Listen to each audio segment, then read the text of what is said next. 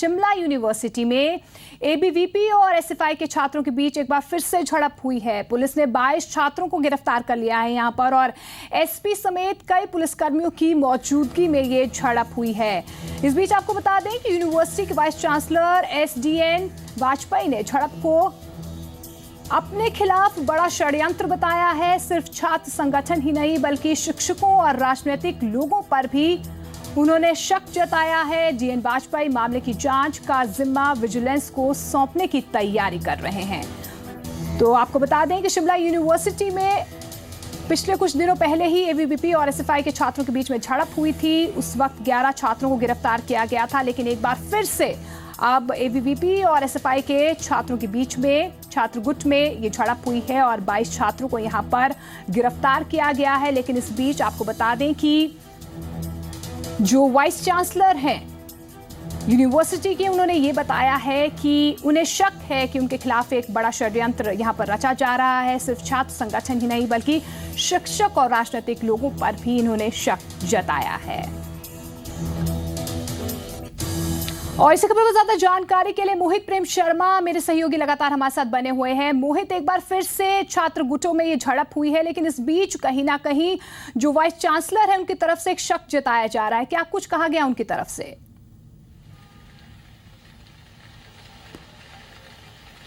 देखिए, ये जो वाइस चांसलर है एडीएन वाजपेयी, इनकी तरफ से ये कहा गया है कि ये एक बड़ी साजिश लग रही है, क्योंकि पहले भी एसएफआई और एबीवीपी के बीच खूनी संघर्ष जो है वो होते हैं, यानी बड़ी लड़ाइयां जो होती रही हैं। यहां पर विश्वविद्यालय में कई मामले जो है वो दर्ज हैं। 300 छात्रों के खिलाफ मामले दर्ज हुए पिछले कई सालों में।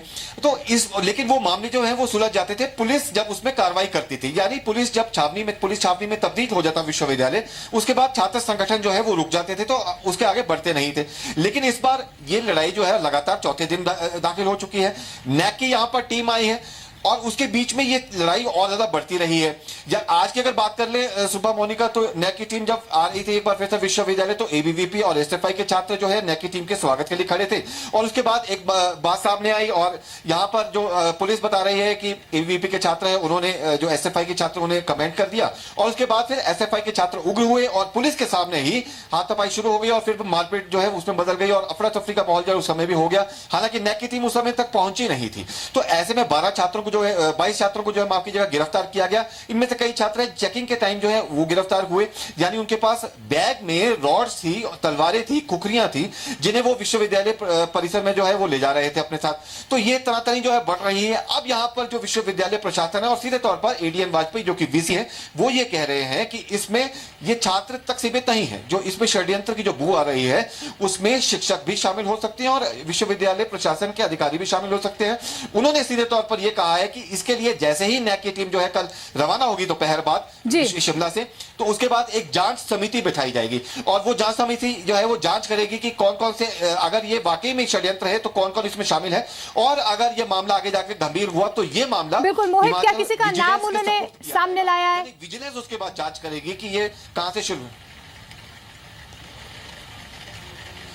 जी, अपना सवाल एक बार फिर से दोहराएं मोनिका। बिल्कुल मोहित, जिस तरह से आप कह रहे हैं कि शिक्षक भी हो सकते हैं षड्यंत्र में, जिस तरह से उन्होंने शक जाहिर किया है, क्या किसी का नाम उन्होंने साझा किया है, कुछ कहा है?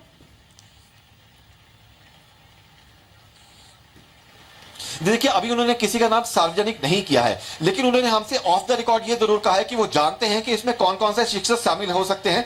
करीब 4 से 5 शिक्षक वो बता रहे हैं कि इसमें शामिल बिल्कुल। हो तो सकते हैं। शक कहीं ना कहीं अब वाइस चांसलर की तरफ से जाहिर किया जा रहा है, क्योंकि नैक की टीम भी वहां पर आई है ग्रेडिंग के लिए यूनिवर्सिटी में, और इस बीच इस तरह की झड़प होना कहीं ना कहीं कई सवाल खड़े कर रहा है। मोहित, फिलहाल इस तमाम जानकारी के लिए आपका बहुत बहुत शुक्रिया।